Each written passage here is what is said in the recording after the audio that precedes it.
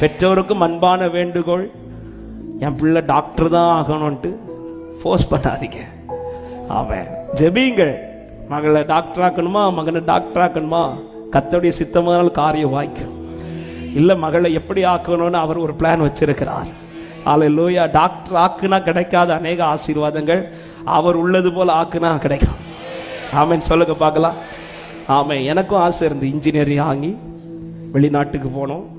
ஆண்டவர் ஒரு சுத்து வச்சார். உண்மையில அப்படி போயிருந்தேன்னா இன்னைக்கு நீங்கள் என்னை தேடியும் காணாதிருப்பீர்கள். அவர் பிளான்ல வந்ததுனால இன்னைக்கு அநேகருக்கு முன்பாக சாட்சியா நிக்க வச்சிட்டு இருக்கிறார்.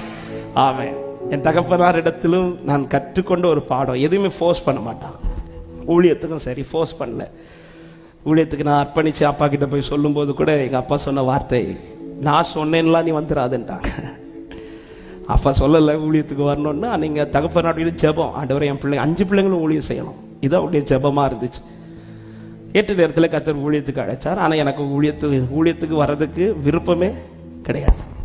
என் விருப்பம்லாம் வேற, அதை சொல்ல போனால் அது வித்தியாசம். ஆனால் கர்த்தர் ஏற்ற நேரத்தில் ஊழிய அழைப்பை கொடுத்து ஊழியத்துக்கு வர வச்சு. அப்போ எங்கள் அப்பா கிட்ட போய் சொல்லும்போது எங்கள் அப்பா சொன்ன ஃபர்ஸ்ட் வேர்டே இதுதான், நான் சொன்னேன்னு வந்துடக்கூடாது. கர்த்தர் ஒன்று அழைச்சார்னா வராமல் இருந்துடாத அப்படின்னா, கர்த்தர் ஒன்று அழைச்சிட்டார்னா வராமல் இருந்துடாத.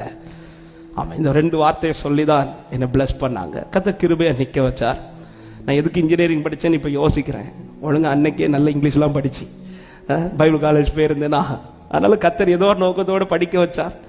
ஆமென். நல்ல டிகிரி தந்தார். என்னுடைய ஆசை ஒன்று இருந்துச்சு. ஆமென். வேலை கிடைக்கல, இவன் படிக்கல, அதனால ஊழியத்துக்கு வந்தான்னு யாரும் சொல்லக்கூடாது.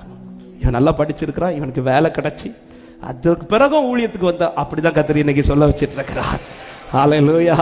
எந்த இடத்துல தோற்று போக விடவில்லை. எனவே பிள்ளைகளை குறித்த திட்டம், பெற்றோரே நீங்க உங்க பிள்ளைங்களை பார்த்திருக்கிற நிலையை விட பெஸ்டா தான் கர்த்தர் உங்க பிள்ளைகளை பார்த்திருக்கிறார்.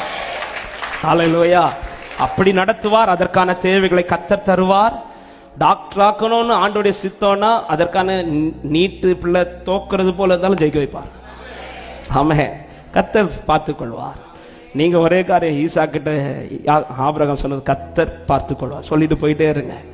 பிள்ளை பலிபீடத்தில் வச்சு காரியத்தை நீங்கள் நடப்பீங்கள். கர்த்தர் காரியத்தை பார்த்து கொள்ள வல்லவராக இருக்கிறார். விசுவாசத்தோட ஆமென் சொல்லுங்க பார்க்கலாம்.